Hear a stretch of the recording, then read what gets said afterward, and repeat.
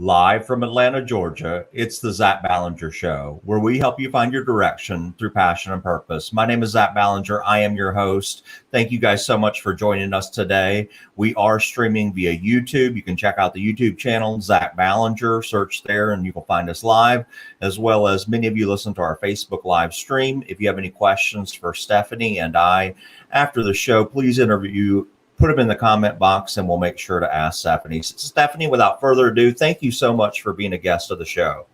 Thanks for having me. So, Stephanie, what is your exact occupation and title? What do you do? Well, I am a gym owner and trainer, and then I also work at the post office. Wow. So, jack of all trades.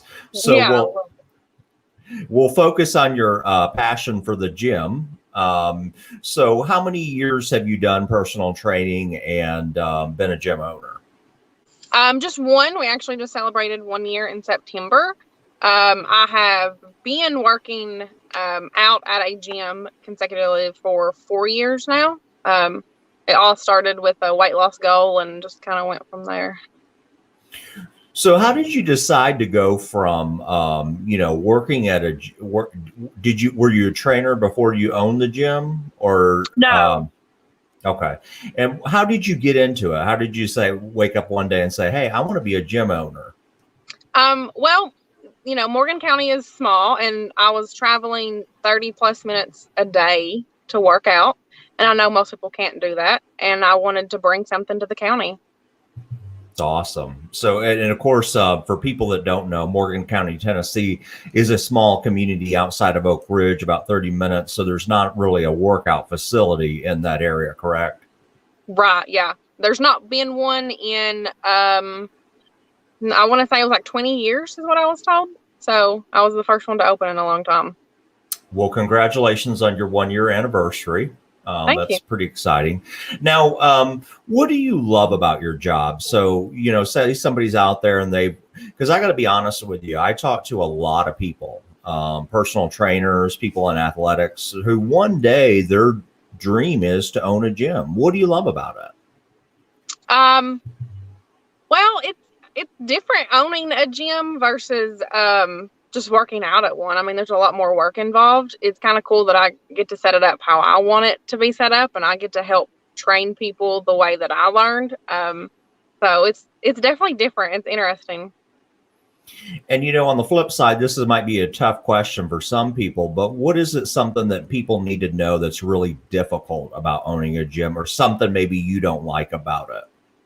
Well, it is a lot of work. I probably didn't realize how much work it was involved, like just keeping it clean and, making sure you market yourself and, you're known. There's a lot of work involved. It's not just you get to own it, unlock the door and say, here it is.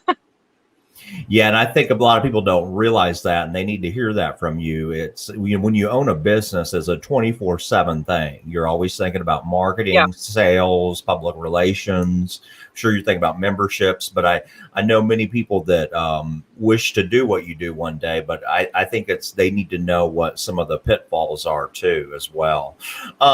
So what does a typical day look like for you? I guess you train clients, but what does a typical day look like as far as training and then working at the gym? Well, I get up early in the morning. I get up at 4 in the morning. I do a 5 a.m. class. And then I get to get my short workout in a little bit. I half my workout, and then I have to go home and get my son ready for school. I take him to school. I go work at the post office. When I get off at the post office, I go back to the gym. I do some cleaning, finish my workout, maybe train a client if I have one for the day. And then I get to go home about 10 o'clock and start it all over again. Wow. Yeah, it's a lot of work.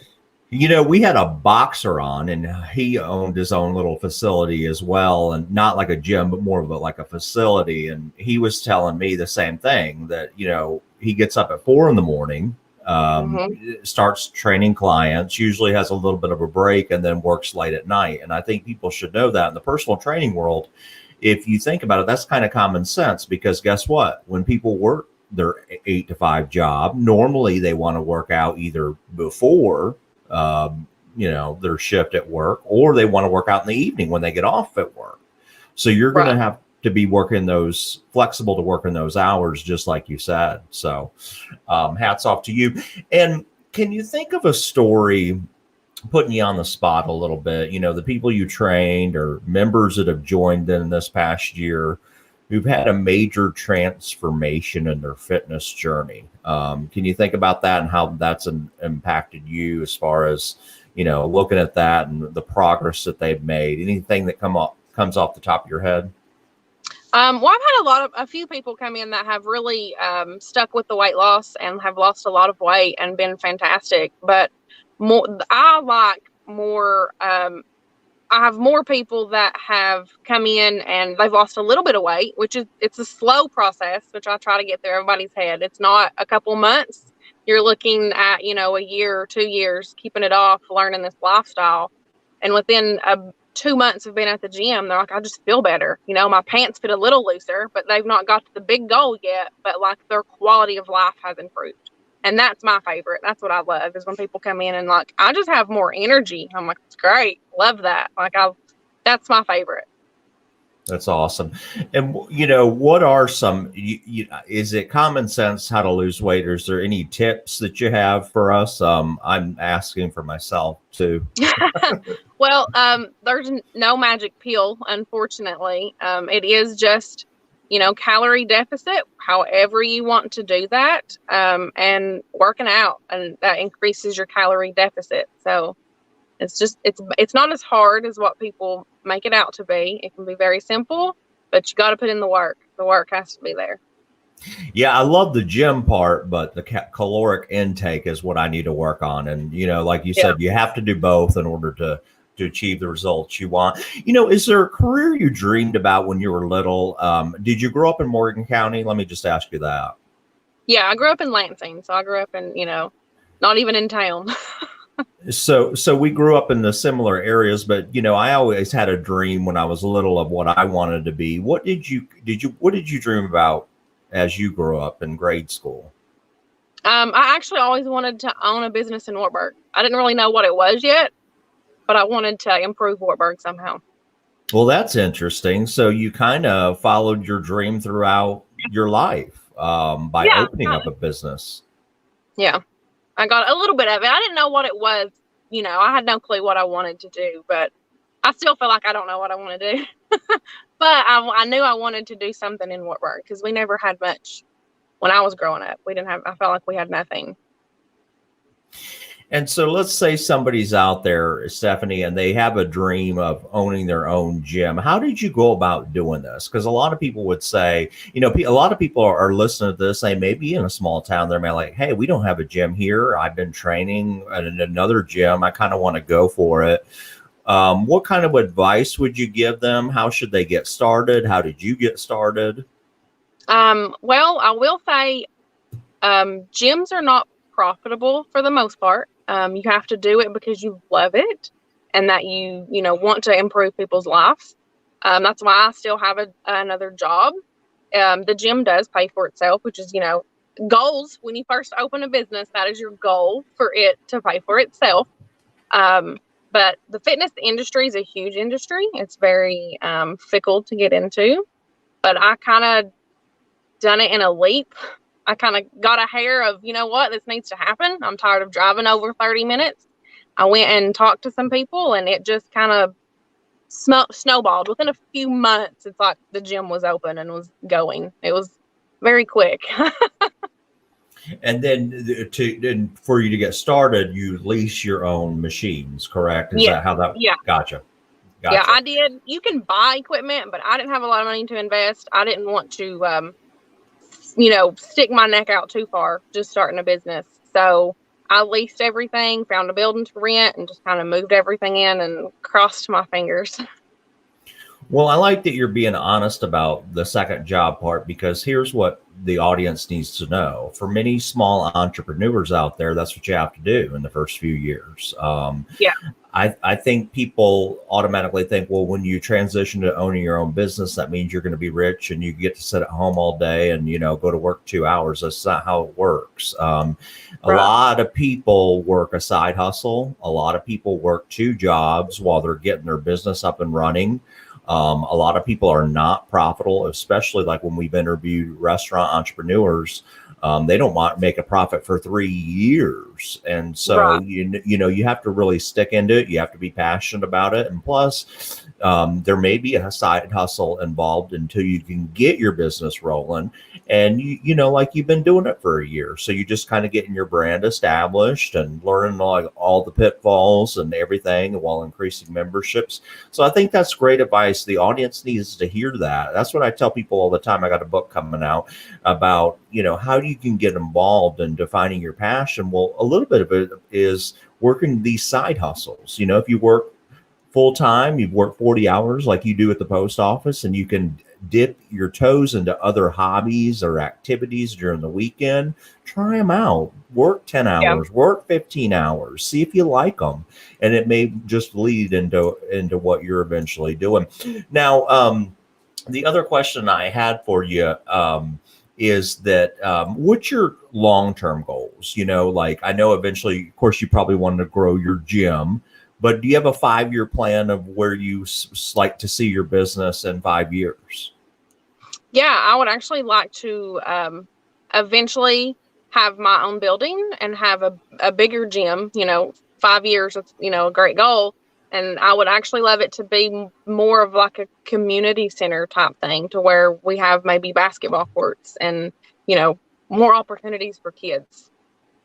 That makes sense. Almost like a recreation center, or maybe you see some of these gyms in these big cities that have like a racquetball courts or basketball courts and stuff like that. So, that's a great ambition, and business owners need to have ambitions in life. You can't just be like, okay, here's what I have and here's what I'm going to stay at. You always have to push to that next level. So that's a great goal that you have.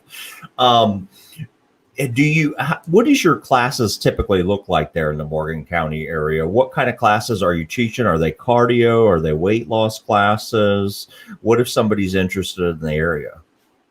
Well, I was doing more of what they call HIIT. So it's high intensity interval training. But it's really hard to stick to HIIT for long periods of time. It's great when you first get started. It builds endurance. It's great to do it every now and then. So I've kind of changed my classes from just HIIT to we do weight loss. So most of my classes are based around weight loss or muscle gain, and we'll go out on the gym floor and I'll show them how to actually work out in groups, and we'll do a little challenges with each other. And then we do some cardio, and then some days we do HIIT. So they kind of get a little bit of everything.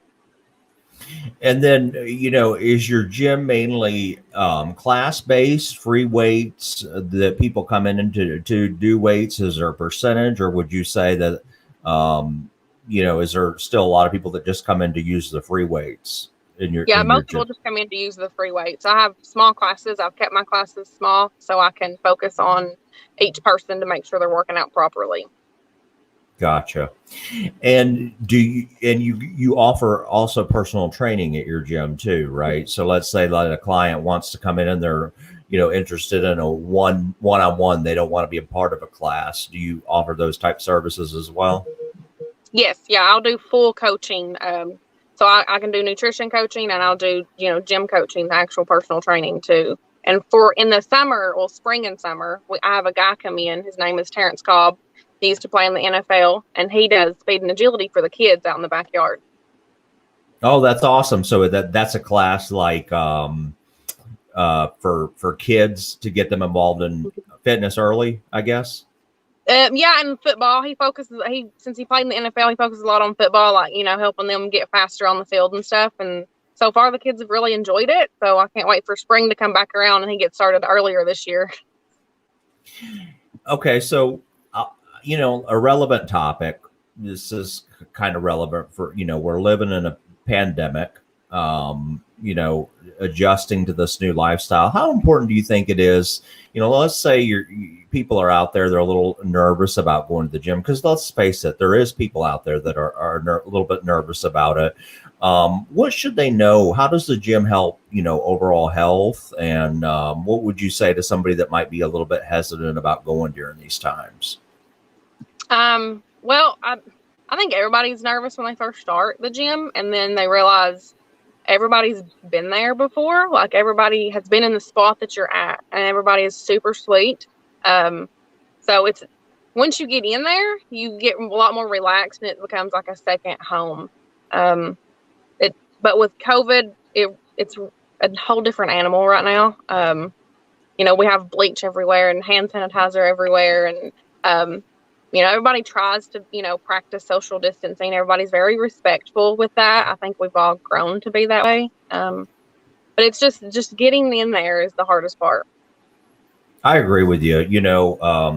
I live in Georgia, and the gyms opened here very early at the end of April, and I never felt better going to the gym that I go to, following protocols. They've got tapes on the floor. The machines are spaced out. There's cleaner. There's hand sanitizer. Never have they been cleaner than now. Right.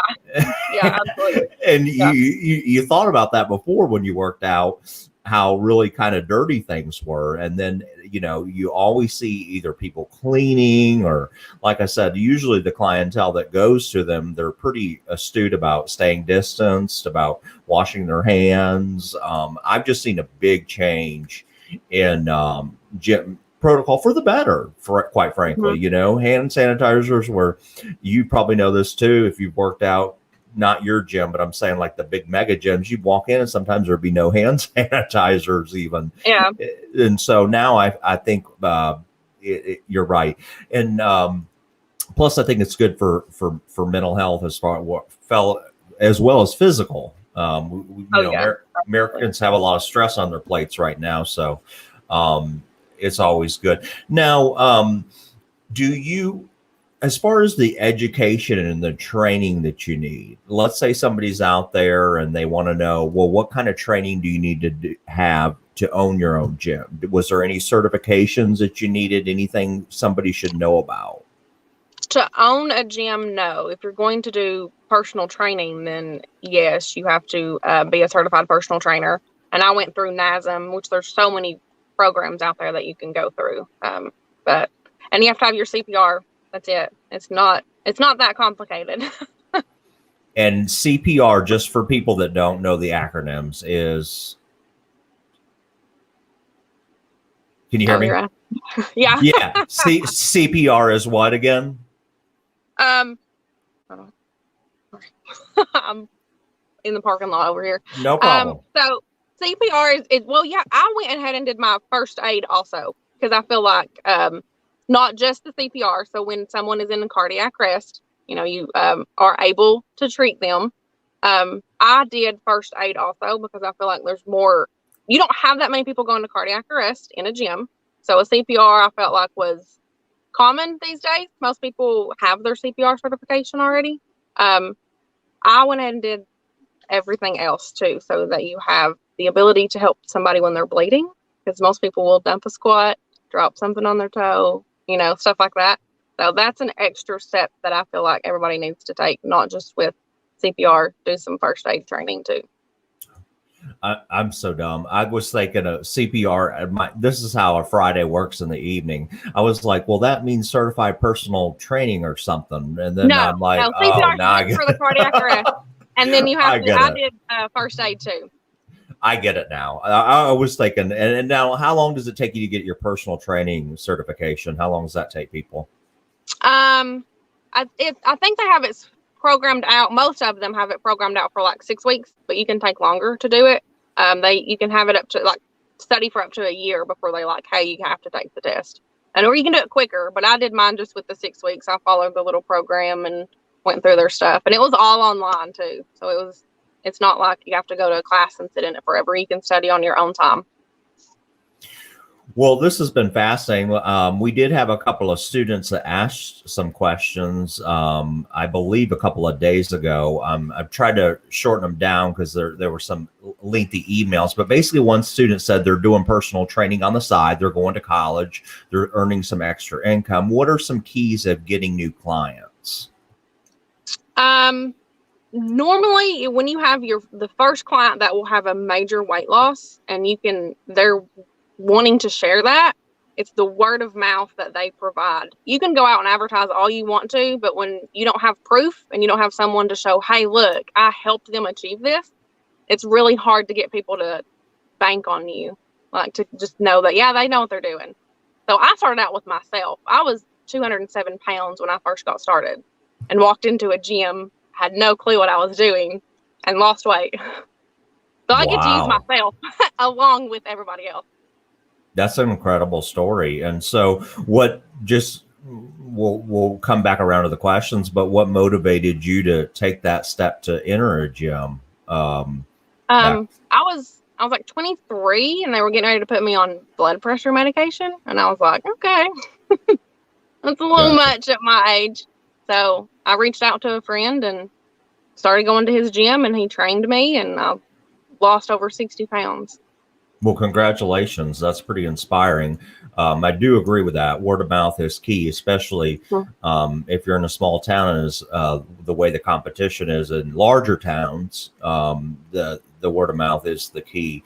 Another student writes and asks, how do they go about, I think you already answered that, about how to open up a gym, like finding a location, finding a space. I think it's a little bit different. You know, I don't know where this particular student lives, but if they live in like LA, you know, we don't know what location to put them in. Right. But how do you pick a good location? How do you pick, where to put a gym? I mean, does that make sense? I know it's kind of hard because it's Morgan County, but what would you give somebody else's advice? Well, I went with the only building that I could find, because we are in a small town. When you have options and you're in a big city, you kind of have to look at what you want your gym to be. Not every gym is necessarily, like a Gold's Gym that has a little bit of everything. Some of them are strictly CrossFit. You could be just a group gym where you only have set times for people to come in and do group workouts, or you could be a CrossFit gym. So you have to look at what you want your gym to be and what your vision is for how you want to coach people, and then decide on the building from there. Gotcha. Great advice. And then this is not a student. This looks like an adult. They said, I have a successful, established training business. When should I open my gym or stay in the training business?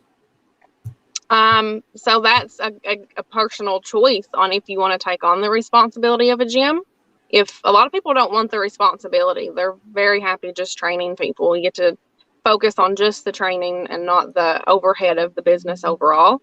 So if it's totally up to you on if that's a leap you want to take, and if you're passionate about fitness in general. Yeah, and I'm going to chime in too. Just in my book, I always recommend a lot of stuff before you get to that business step. You know, talking to mentors, talking to somebody in the industry, talking to a business owner, watching your interview, looking at your finances, doing hobbies first, volunteering, all these different things you can start doing before you just jump out and say, okay, I got this building, let's put some equipment in and let's get started. Because, plus I tell a story in the book coming up that this one guy came up to me during a presentation. I think his name was Bob, and he wanted to own his own restaurant. And I said, well, why do you want to own your own restaurant? We went through the questions. He said, well, I'm passionate about cooking. And I said, well, have you spent a time with a cook in a restaurant? Have you worked in a restaurant? No. And I encouraged him to do that, to volunteer, give up some of your vacation time, go and work in a restaurant. And he did. And he came back to me several months later and he said, Zach, I'm so glad that I took your advice and went and cooked and volunteered in that restaurant. And I said, okay, great. You got a location picked out? Where do you want to open your business? And he said, no, I don't want to do it. Yeah. He said, I want to be I want to be a cook. That's my passion, not owning a business. And for your point exactly is, if this person is happy training, your career goal doesn't have to be owning a gym. It could be, hey, expanding my clients, doing more services, maybe hiring somebody to bring on to help. So it doesn't always have to mean you own a gym. In other words, Right. your passion, like you said, your passion has to be, I want to own my business as well as help people with their fitness goals. So great advice. Stephanie, thank you so much for joining the show. I did want to give a chance because there'll be some people out there listening from the Morgan County area. We're going to link to your business in the notes. So if anybody is interested in either A, personal training, B, any type of fitness goals, or they even want to do a tour, they can, book a tour to check out your gym, as well as if they're interested in a membership, if they're in that Morgan County area and they want to join, or they simply are new to the area or didn't even know, or maybe they're even motivated by your story today as they listen that, wow, you've came from the bottom up. You've lost, I think you said, over 60 pounds. And so they may be inspired by your story. So we're going to click your links. And where can they find you if they're listening now? Is there a website, social media, or anything? Yes, I have Instagram. It's Platinum Fitness Wartburg. I have Facebook. It's Platinum Fitness Wartburg. And then my website is actually www.platinumfitnesswartburg.com. I kept everything the same. Very smart, very easy for people to remember. Like I said, we'll link to your website, the bottom of the link. Thank you so much for your time. I can tell you're busy. You're out in the parking lot doing this interview. We do appreciate Halloween stuff. We appreciate your time and have a great night. Thank you. Take care. Bye-bye.